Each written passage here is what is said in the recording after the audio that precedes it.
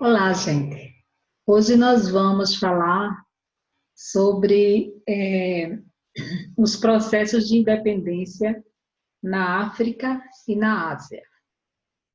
É o que nós chamamos também de descolonização afro-asiática. É a mesma coisa, ok?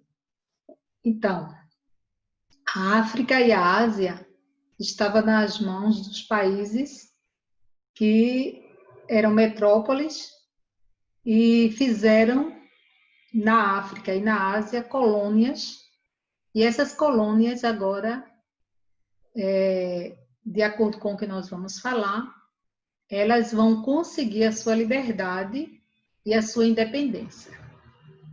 Mas antes a gente tem que falar que durante muito tempo a soberania política ela foi uma meta inatingível para muitos dos povos localizados na África e na Ásia. Da segunda metade do século XIX até a década de 1950, vários povos estiveram subjugados aos ditames políticos das ricas nações capitalistas. Então, com o passar do tempo, a expansão desse modelo econômico e a concorrência comercial viriam a colocar as chamadas nações imperialistas em guerra por cada precioso palmo dessas regiões durante as duas conhecidas guerras mundiais. Foi a Primeira e a Segunda Guerra Mundial. Após a Segunda Guerra Mundial, chega ao fim o período em que as principais potências econômicas do mundo buscavam assegurar seus interesses econômicos por meio da exploração de regiões africanas e asiáticas.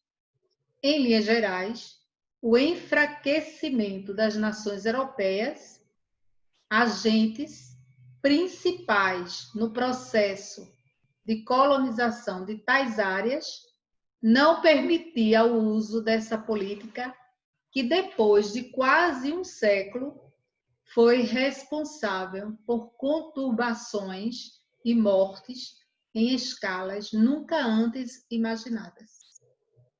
Além de contabilizar o enfraquecimento europeu, devemos ainda falar sobre a situação dos Estados Unidos e da União Soviética após a Segunda Guerra.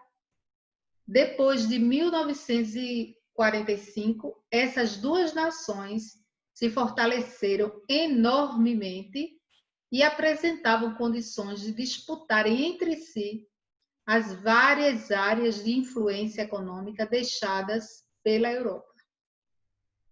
Contudo, ambas sabiam que o conflito direto seria um preço alto demais a ser pago em um cenário internacional desgastado por grandes agitações. Não por acaso temos o início da Guerra Fria, tempo em que norte-americanos e soviéticos buscaram se aproximar dos governos independentes que se formavam nas regiões antes dominadas pela antiga política imperialista. Somente entre as décadas de 1950 a 1960, mais de 40 novos países surgiam no interior do território afro-asiático. Nesse meio termo, Estados Unidos e a União Soviética participaram direta ou indiretamente dos conflitos que resolveriam o novo poder a ser instalado em tais países. Mais do que marcar as disputas da Guerra Fria, a formação desses países também foi responsável pelo surgimento de um novo grupo geopolítico conhecido como Terceiro Mundo. Em linhas gerais, os países terceiro-mundistas tinham uma economia frágil e ainda enfrentavam grandes entraves para a colonização do Estado e a resolução de seus problemas de ordem social. Além das nações descolonizadas, o Terceiro Mundo também era formado por grande parte das nações da América Latina. Mediante esse novo quadro, vários chefes de Estado, representantes desse novo grupo, decidiram se reunir na chamada Conferência de Bandung, em 1955. Em outras questões, essa reunião tinha como objetivo maior discutir quais seriam as medidas comuns a serem tomadas no sentido de preservar a soberania das nações recém-formadas e a criação de medidas de cooperação mútua. Paralelamente, seus participantes abraçaram o combate ao racismo e apoiaram todas as lutas de caráter anticolonial. Além de apresentar alguns membros do Terceiro Mundo para a comunidade internacional, tal foi de grande importância para que a ONU, a Organização das Nações Unidas, exigisse das nações europeias o reconhecimento da autonomia política desses novos estados. Apesar de representar o fim de uma era, a descolonização abria para outros desafios que ainda promovem guerras e conflitos em tais continentes.